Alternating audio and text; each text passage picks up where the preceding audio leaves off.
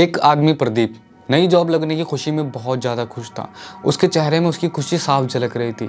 उसकी बीवी भी उसकी खुशी को लेकर बहुत ज़्यादा हैप्पी थी, पर उसकी बीवी की आंखों में एक अलग सी चिंता थी प्रदीप को लेकर, क्योंकि प्रदीप की जॉब लगी थी शहर में और जो प्रदीप था वो गांव का रहने वाला लड़का था।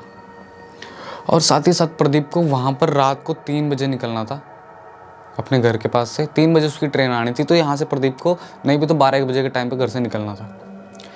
तो प्रदीप क्या कहता है कि जी निकलने की कोशिश करता है। उसकी बीवी उसको रोकना तो चाहती थी, उसकी बीवी ने उसको रोका भी, पर क्या करे, इतने टाइम बाद उसको एक अच्छी जॉब लग रही थी। अगर वो वहाँ पर ना जाता तो वो फंस सकता था।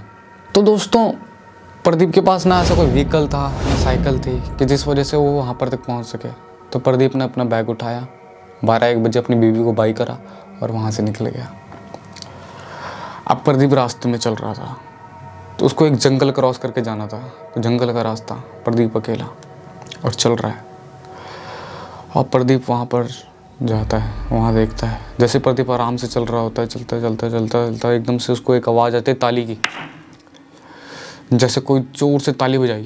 तो प्रदीप इधर उधर देखता है कि कहाँ से आ रही है आवाज़। उसको लगा उसका वहम होगा, तो प्रदीप चलना शुरू करता है।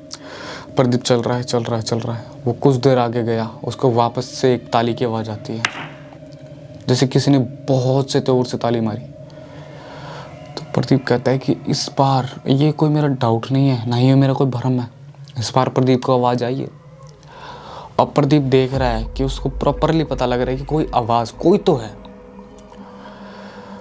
इस बार क्या होता है कि प्रदीप के कान के राइट साइड से कोई हंसता है और प्रदीप के लेफ्ट साइड में कोई ताली मारता है। अब यहाँ से प्रदीप क्या भागना शुरू करता है। वो भाग रहा है, बहुत बुरी तरीके से भाग रहा है।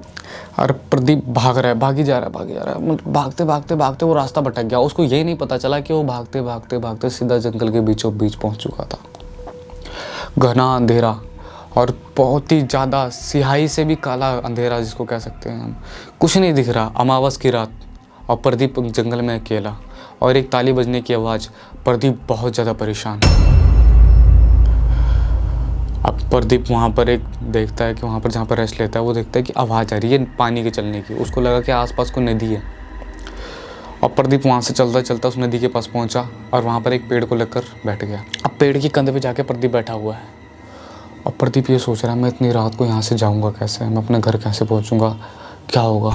तो प्रदीप वहाँ पर से निगाह मार के देखता है कि नदी के दूसरी तरफ कोई वहाँ पर जैसे एक मशाल जला के बैठा है और एक रोशनी दिख रही है। प्रदीप को एक उम्मीद दिखी वहाँ पर कि यहाँ पर मेरे आज रात रुकने का डेरा बन जाएगा और ये जो तालियाँ उसके आसपास बज रही हैं उससे छुटकारा पाने का एक रास्ता प्रदीप को वहाँ पर दिखा।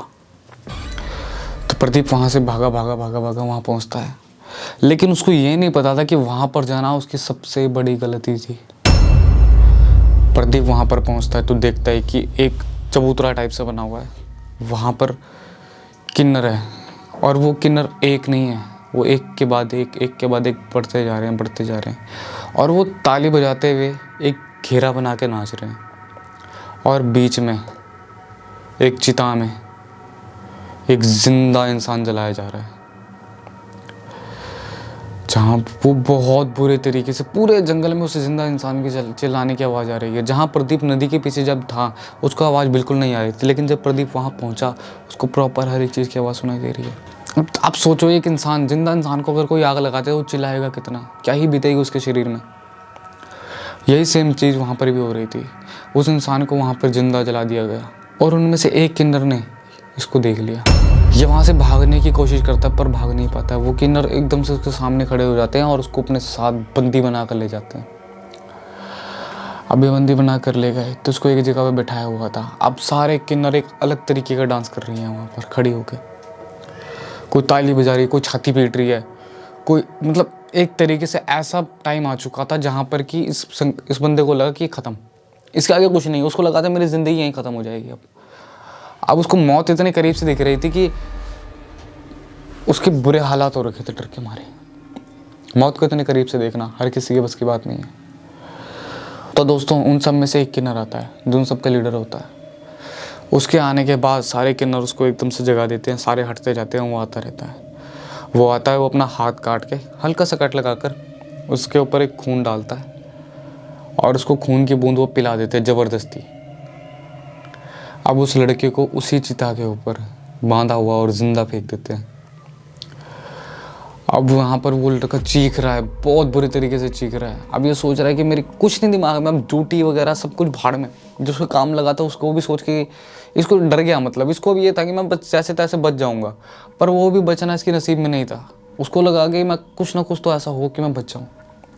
उसके दिमाग में बहुत से सवाल आ रहे हैं और यहाँ पर वो झुलस रहा, आग में चिल्ला रहा है, उसके आसपास किन्नर नाच रहे हैं।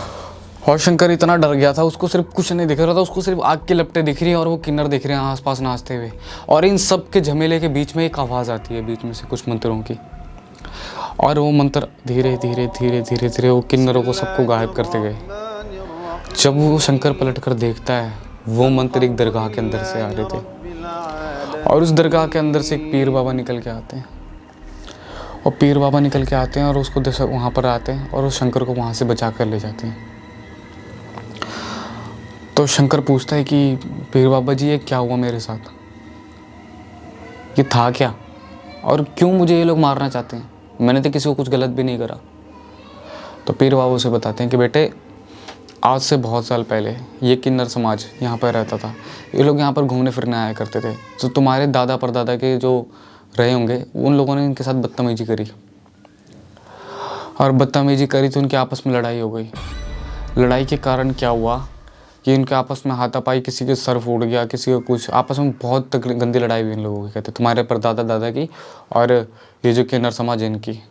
उसके बाद तुम्हारे दादा परदादा ने गुस्से में आकर इन किन्नरों के घर पे पेट्रोल डालकर वहाँ पर आग जला दी और ये सारा किन्नर समाज वहीं जल गया। और ये जितने भी किन्नर रहते थे वहाँ पर ये वहीं जल गए। तो इस लड़के को दुख होता है, तो ये कहता है ये मेरे को क्यों मारने आए थे। कहते तुम उन्हीं के कुल खानदान से हो ना, इसी करके। अब ये बताता है कि तुम्हें विश्वास नहीं होगा एक बात को जानकर कि तुम्हारे पिता की मौत भी इसी तरह हुई थी। अब ये लड़का बहुत गंदे तरीके से डर चुका था। इसको ये लग रहा था कि वो किन्नर अब मेरे को ही मार देंगे, अब कुछ नहीं है इसके आगे। तो पीर बाबा उसको कहते हैं चलो बेटा मैं चलता हूँ, मेरी सुबह की नमाज़ अदा करनी है और तुम यहाँ सो जाओ, यहाँ पर दरगाह में तुम्हारे को कोई परेशान करने नहीं आएगा। तो उस दिन वो दरगाह के अंदर सो जाता है, लेकिन जब उठता है तो देखता है वहाँ पर एक तस्वीर लगी हुई है दरगाह के अंदर, जो कि उसी पीर बाबा के जो उसको रात को दिखे थे, और उनके मरने की डेट लिखी हुई थी वहाँ पर, जो कि उस समय से 50-60 साल पहले मर चुके थे। और यहाँ पर इस लड़के को विश्वास नहीं आता है अपने ऊपर कि जो उसके साथ कल हुआ था क्या। जब ये लड़का वापस अपने घर जाता है और अपनी बीवी को ये सारी बातें बताता है, तो उसकी बीवी भी शॉक हो जाती है कि वो कैसे हो सकता है। तो दोस्तों अपने को इससे सिर्फ एक ही चीज़ पता चलती है कि यार जो जैसा भी है, अगर उसको भगवान ने बना रखा, चाहे वो किन्नर है, चाहे वो जैसा मर्जी है, भाई उसको भगवान ने बना रखा है, उसको एक्सेप्ट करना बहुत ज़रूरी है। वीडियो पसंद आई तो लाइक करो, चैनल पर नहीं हो तो सब्सक्राइब करो, साथ ही साथ अपने दोस्तों को भी शेयर करो। ओके दोस्तों, बाय।